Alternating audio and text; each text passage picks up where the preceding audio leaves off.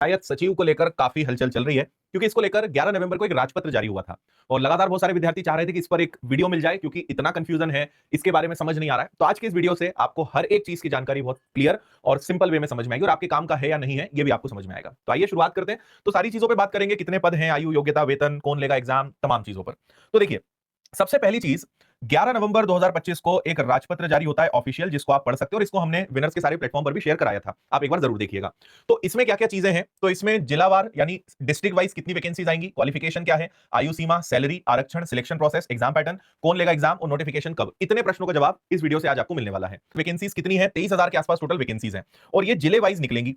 ये वो भर्तियां हैं, जैसे कभी होमगार्ड की भी चर्चा चल रही है मध्य प्रदेश में, उस पर भी वीडियो में बना चुका हूं, आप देखिएगा। ये वो भर्तियां हैं जो करीबन 9 या 10 साल बाद आ रही हैं।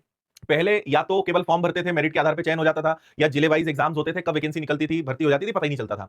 पर क्योंकि अब सारी चीजें सेंट्रलाइज होती जा रही हैं कि भाई एक प्रॉपर एग्जाम होगा, कंपटीशन ज्यादा है, फॉर्म भरने वालों की संख्या बहुत ज्यादा है, तो अब चीजें बदल रही हैं। तो अभी ये कहना बड़ा मुश्किल है कि जैसा पहले होता रहा है क्या वैसा ही अभी होगा, इस बात की कोई गारंटी नहीं है ना। लेकिन अब चीजें सिस्टमेटिक होंगी, तो वो मैं आपको बताने जा रहा हूं। तो जैसे आप देखेंगे कि आगर मालवा में 236 लोगों की जरूरत है, अलीराजपुर में 288, अनूपपुर में 277, अशोकनगर में 328, ऐसे हर जिले का यहां पे प्रॉपर तरीके से लिखा हुआ है, आप इसको पढ़ सकते हैं वीडियो को रोककर, और मुझे उम्मीद है कि आपको दिख भी रहा होगा क्लियर, है ना। फिर आगे बढ़ेंगे तो टोटल 23,011 पद हैं और ये 52वां जिला है विदिशा, 577 पद यहां है और इस पे खत्म हो गए 23,011 वैकेंसी इसके अंदर टोटल है।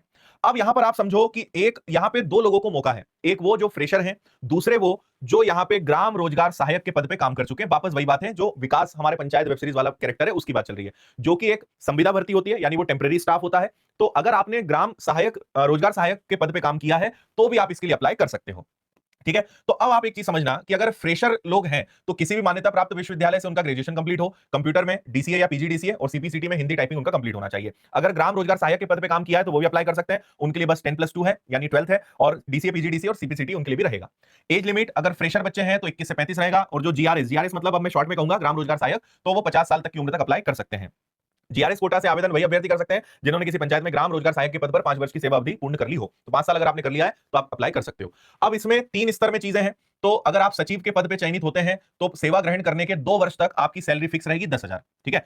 फिर 2 साल से, ठीक है, 2 वर्ष सेवा पूर्ण होने पर या विस्तारित अवधि पूर्ण होने पर आपकी सैलरी 19,500 से, मतलब फिर आप 7वें वेतन आयोग में, मतलब शुरू के 2 साल आपकी फिक्स सैलरी रहेगी। फिर 2 साल पूरे होने के बाद आप 7वें वेतनमान के अंतर्गत आ जाओगे, फिर जो सरकार का प्रॉपर सैलरी स्ट्रक्चर सब चीजें उसके अंतर्गत होगा। और जब 10 साल आपके पूरे हो जाएंगे तो आपका बेसिक पे 23,500 से 80,500 तक चला जाएगा 7th ग्रेड पे के अनुसार। तो ऐसे 3 स्तर में ये चीजें आपकी चलनी है। आरक्षण तो जो नॉर्मल एससी एसटी ओबीसी के स्टूडेंट्स को मिलता है वो रहेगा, और इसमें 50% पद जो रहेंगे, यानी 23,000 में से 11,500 के आसपास पद जो रहेंगे वो जीआरएस जो रोजगार सहायक के पद पे काम कर चुके हैं उनके लिए रिजर्व है। 2 चीजें इसमें होंगी, पात्रता परीक्षा और उसके बाद डॉक्यूमेंट वेरिफिकेशन।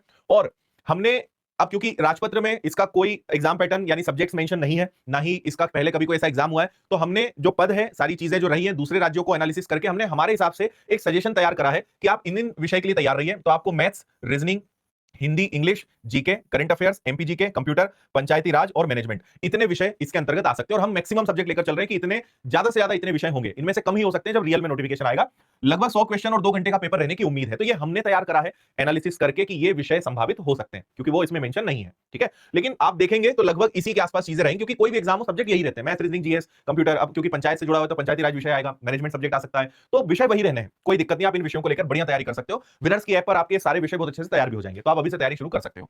इस राजपत्र में क्लियर लिखा हुआ है कि एग्जाम कौन लेगा, तो एग्जाम लेगा भाई ईएसबी। आप यहां पढ़ सकते हो, कर्मचारी चयन मंडल पात्रता परीक्षा आयोजित करेगा, ये यहां पर लिखा हुआ है ना। और बाकी तो सारी चीजें इसमें ही देखो, चीजें बहुत सारी हैं जो आपके काम की है, बस वो मैं बता रहा हूं, है ना। नहीं तो वीडियो तो मैं आधे घंटे का बना दूं,